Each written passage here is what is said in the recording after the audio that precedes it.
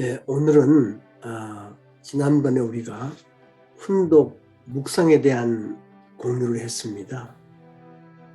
신앙생활을 해가면서 우리 스스로가 하늘 부모님이 원하시고 본심이 지향하는 개성완성한 그러한 인간이 되려면 정말로 내 마음속에, 즉 내 본심 안에 하늘 부모님과 많은 얘기를 나누고 서로 대화하는 가운데 마치 우리가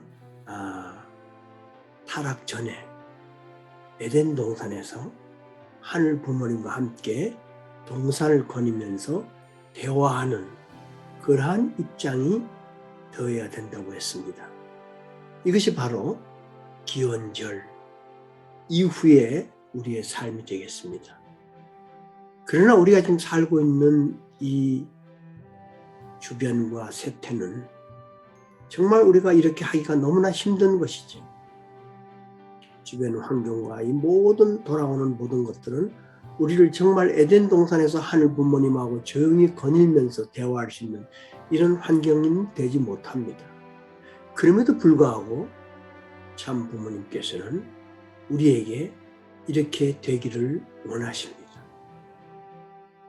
그리고 천보가정이라는 것은 정말 천심을 통해서 하늘의 보보가 될 수 있는 가정이 되려면 우리가 이런 세상 가운데서도 에덴 동산과 같은 그런 입장을 우리가 스스로 느끼고 경험해야 된다는 것입니다. 그래서 오늘 그것을 위해서 여러 가지 방법론 중에 하나, 훈독 묵상 수행에 대한 두 번째 실제 시간을 가져보겠습니다. 예, 여러분 그러면은 이제 아침에 일어나셔서 이제 여러 가지 내용이 있으시겠죠? 일어나서 기도를 하시고 또 찬송을 부르시고 또 맹세문 그리고 경배를 하시고 또 훈독을 하시고 또 묵상을 하시면서 기도를 하십니다. 그런 과정 속에서 제가 오늘은 이 실제 지금 하고 있는 평화의 어머니 이 298면, 299면을 훈독하며 실제 묵상의 실제를 이틀 동안 하는 것을 보고해 드리기로 하겠습니다. 오늘 저는 298면을 함께 봉독하겠습니다. 나는 오대양 6대주 수백 수천 킬로미터 땅끝까지 말씀을 전하기 위해 혼신을 다했습니다. 가는 곳마다 하나님이 준비한 의인을 만났습니다. 하나님은 아무리 힘든 여건 가운데서도 의인을 찾아오셨습니다. 성경에 나오는 소돔과 고모라는 음란과 폐륜의 도시였습니다. 하나님은 의인 50명만 있어도 멸하지 않겠다고 하셨습니다. 아브라함은 점차 수를 낮춰 10명을 하늘에 고했습니다. 결국 단 한 사람의 의인도 찾지 못해 소돔과 고모라는 화산 폭발로 표상되는 화염 속에 내던져졌습니다. 오직 롯과 그의 가정만 살아남았습니다. 하나님은 내가 가는 세계 도처마다 많은 의인을 준비해 놓으셨습니다. 국가와 민족을 초월해 어디를 가나 의인이 기다리고 있었습니다. 그래서 식구들에게 하늘이 예비한 의인을 찾으라고 말합니다. 이 말씀 299면 위에까지 있는 말씀을 저는 훈독을 했습니다. 그리고 훈독한 말씀을 우리가 묵상을 합니다. 묵상을 할 때는 묵상의 순서는 일단은 훈독이 적어도 3번 정도 해야 됩니다. 그래서 지금 나는 오대양 6대주 수천 킬로미터 땅끝까지 말씀을 전하기 위해 혼신을 다했습니다. 이 말씀을 또 한 번 읽습니다. 첫 번째 읽을 때는 우리가 훈독을 하기 위해서 읽는 것이고 두 번째 읽을 때는 훈독하는 이 말씀 가운데 무엇인가 마음에 뜨겁게 전해온다든가 느껴오는 부분이 있습니다. 그런 부분을 발췌해서 문단을 읽는 것이 좋습니다. 그래서 그 문단을 발췌해 묵상을 해보는 겁니다. 저는 여기서 뭘 남았냐 하면 정말 하나님은 내가 가는 세계 토처마다 많은 의인을 준비해 놓으셨습니다. 국가와 민족을 초월해서 어디를 가나 의인이 기다리고 있었습니다. 그래서 식구들에게도 하늘이 예비한 의인을 찾으라고 말합니다. 이 대목을 저는 곰씹으면서 또 읽겠습니다. 하나님은 내가 가는 세계 도처마다 많은 의인을 준비해 놓으셨습니다. 국가와 민족을 위해 국가와 민족을 초월해서 어디를 가나 의인이 기다리고 있었습니다. 국가와 민족을 초월해 어디를 가나 의인이 기다리고 있었습니다. 그래서 식구들에게도 하늘이 예비한 의인을 찾으라고 말합니다.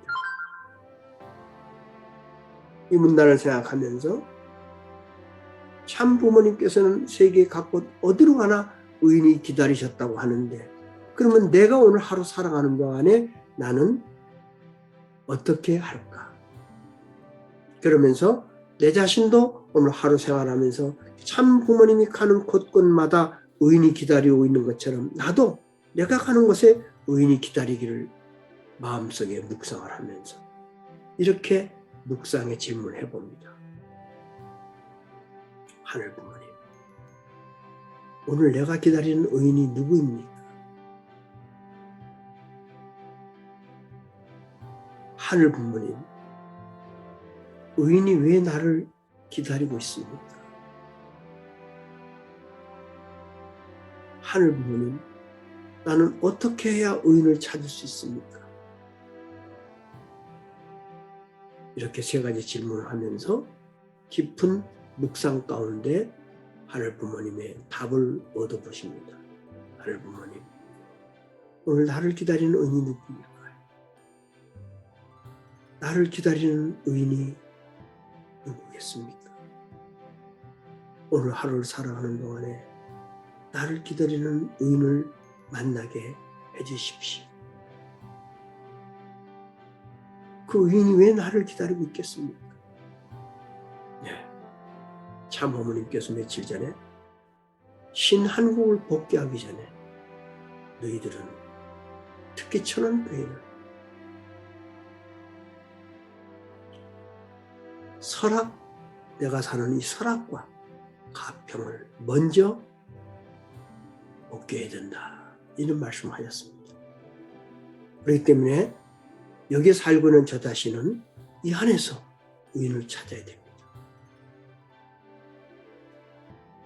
그러면 하늘 부모님, 내가 어떻게 의인을 찾을 수 있겠습니까? 그래서 저는 의인 찾기라고 하는 단어를 찾고 묵상하면서 곰집습니다. 의인 찾기, 의인 찾기, 의인. 이렇게 깊게 묵상을 하면서 의인이 없어서 불바다가 된 소돔과 고모라를 머릿속에 묵상하면서 그려봅니다. 불이 타고 지글지글 타는 것 속에 사람도 타 들어가고, 하늘 부모님이 의인을 찾는 그곳에 의인이 없어 불타는 것을 바라보시며 하늘 부모님의 심정은 어떠신가?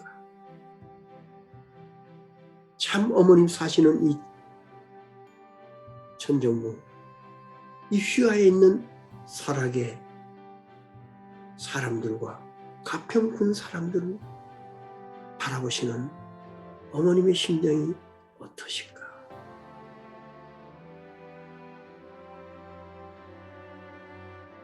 미안합니다. 죄송합니다. 꼭 제가 의인을 찾겠습니다. 이렇게 묵상을 깊게 하시는 것입니다. 네. 다시 한번 문장을 읽으면서 묵상을 합니다. 그래서 식구들에게도 하늘이 예비한 의인을 찾으라고 말합니다.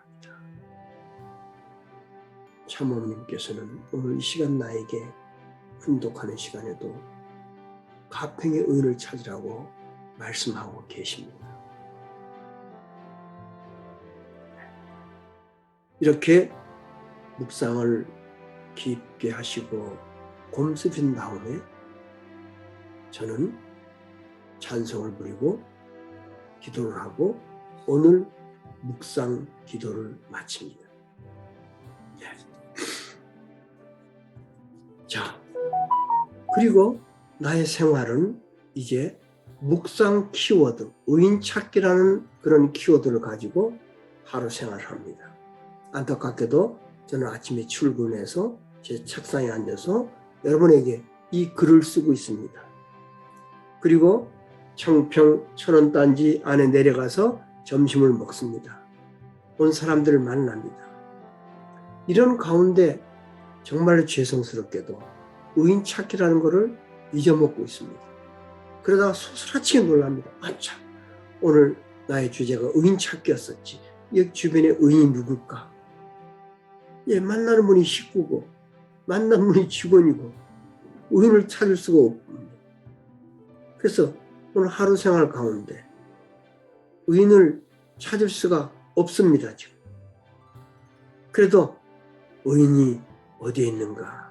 오늘 말씀 훈독 묵상 가운데 의인 찾기가 나의 주제였었는데 도대체 의인은 어디 있을까? 내가 나가야 찾을 수 있지 않을까?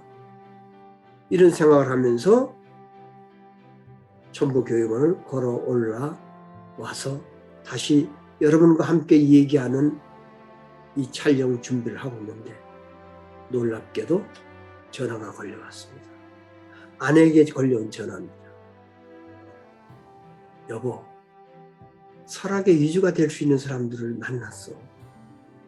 그리고 오늘 그분 집에 모종을 얻으러 가기로 했어요. 그리고 아마 3분 정도 될 것 같다. 본인이 사람을 만나기 위해서 그 파크 골프라는 게 있습니다. 여러분 나이 든 사람들이 그 마을 어귀에서 이렇게 치는 그런 파크 골프가 있거든요. 거기 아침 8시에 나가서 치면서 사람들을 만났는데 내가 만난 것이 아니고 우리 부인이 만나서 저에게 전화를 조금 전에 한 겁니다. 이런 마음을 가지고 훈독을 하고 묵상을 하고 생활을 하니 나 자신이 미처 하지 못하는 것을 아내를 통해서도 이런 일을 해주시는구나. 오늘 이 촬영을 하면서 얼마나 감사한지 모릅니다.